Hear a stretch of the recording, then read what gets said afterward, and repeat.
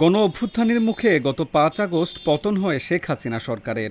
এতে বরিশাল সিটি কর্পোরেশনের স্বাভাবিক কার্যক্রম স্থবির হয়ে পড়ে। থমকে গেছে নগরের উন্নয়ন। অপসারিত সিটি মেয়র আবুল খায়ের আবদুল্লাহ খোকন শেরনিয়াবাদ ও তার অনুসারী অন্তত ২০ জন কাউন্সিলর আত্মগোপনে রয়েছেন। তাদের অনুপস্থিতিতে ব্যাহত হচ্ছে নাগরিক সেবা। নগরের ৩০টি ওয়ার্ডের অধিকাংশ জনপ্রতিনিধিদের কাছেই জরুরি সেবা নিতে এসে ফিরে যাচ্ছেন সেবা প্রার্থীরা। মনে করেন বর্ষার দিনে এই জায়গা দিয়ে চালাইতে কষ্ট হয় ভাই। এই ঠালা ঠালায় পানি পড়িয়ে যায়, ওই ঠালা নাচি নিলে মনে করেন চাক্কা দেখা যায় অনেক সময় পড়িয়ে যায়, ওই ইটের উঁচা ইটের উপরে উঠতে গাড়িগুলো পল্টি খায়, এক্সের পাচার খায়। এই রাস্তায় খুব কষ্ট হয় গাড়ি চালাইতে ভাই। এই যে বৃষ্টি হলে রাস্তা তলায় যায়, গদুয়ার তলায় যায়, পোলাফান কেউ নামতে পারে না, কি কাজ কাম করতে পারে না, না খাইয়ে থাই কেউ তো দেখে নেই পারাটা কি কষ্ট করে না করে। গত ৪ আগস্ট দুর্বৃত্তদের আগুনে কর্পোরেশনের ৪ তলা অ্যানেক্স ভবন পুড়ে যায়। এই ভবনে রাখা ইপিআই কর্মসূচি এবং মশক নিধন কর্মসূচির সব সরঞ্জাম, নথিপত্র ও ওষুধপত্র পুড়ে যায়। এই বিভাগে অন্তত ১০,০০০ শিশুকে টিকা দেওয়া হতো। ১৫৪টি পয়েন্টের জন্য আইস বক্স, ফ্রিজ ও প্রায় ১ লাখ ওষুধ ছিল। সেগুলো পুড়ে ছাই হয়ে যায়। এর ফলে শিশুদের জন্মের পর ৫টি টিকা সহ অন্যান্য টিকা ও ভিটামিন খাওয়ানো কার্যক্রম বন্ধ রয়েছে।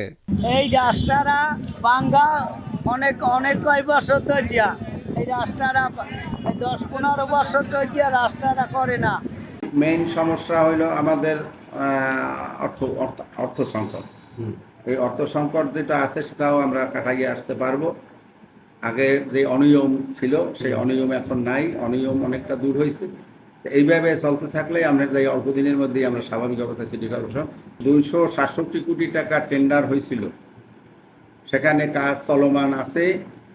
৫ তারিখের পরে ঠিকাদাররা একটু দুদুল্যমান অবস্থায় ছিল, কাজ করলে টাকা পাবে কিনা সেটা আমাদের সিও মহোদয় মন্ত্রণালয়ে খোঁজ নিয়েছেন এবং আমাদের বর্তমানে যে প্রশাসক সাহেব আছেন, বিভাগীয় কমিশনার সাহেব, সেও আমরা যাইয়া মন্ত্রণালয় খোঁজখবর নিয়ে যে আমাদের এই যে ৭৯৭ কোটি টাকা, সে ৮০০ কোটি টাকা, সে টাকাটা আমাদের একনেকে পাস হওয়া, সে টাকাটা এখন ২৬৭ কোটি টাকা টেন্ডার হয়েছে, আর বাকি টাকাও আমরা পর্যায়ক্রমে পাবো এবং টেন্ডার আবার করব।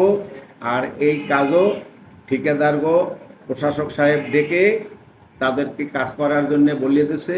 শুধু তাই নয়, স্থবির হয়েছে উন্নয়ন কাজ।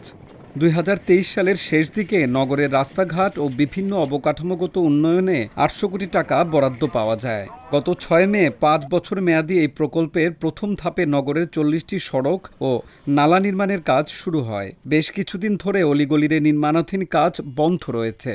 নষ্ট হয়ে যাচ্ছে লাখ লাখ টাকার নির্মাণাধীন সামগ্রী। এতে পথচারী এবং গাড়ি চালকদের দুর্ভোগ পোহাতে হচ্ছে। আমার জানা মতে ৩০টা ওয়ার্ডেই, যে ওয়ার্ডে কাউন্সিলররা অনুপস্থিত, ২০ এবং ২১ আমার জানার মধ্যে ২টা ওয়ার্ডের কাউন্সিলর অনুপস্থিত, এছাড়া সব ওয়ার্ডের কাউন্সিলরই আছে। তারা কাজগুলো নিয়মিত জন্ম নিবন্ধন, মৃত্যু সনদপত্র, ওয়াইফ সার্টিফিকেট, পরিচয়পত্র তারা নিয়মিত দিয়ে আসতেছে এবং সিটি কর্পোরেশন নিয়মিত আসতেছে তারা জানার মধ্যে।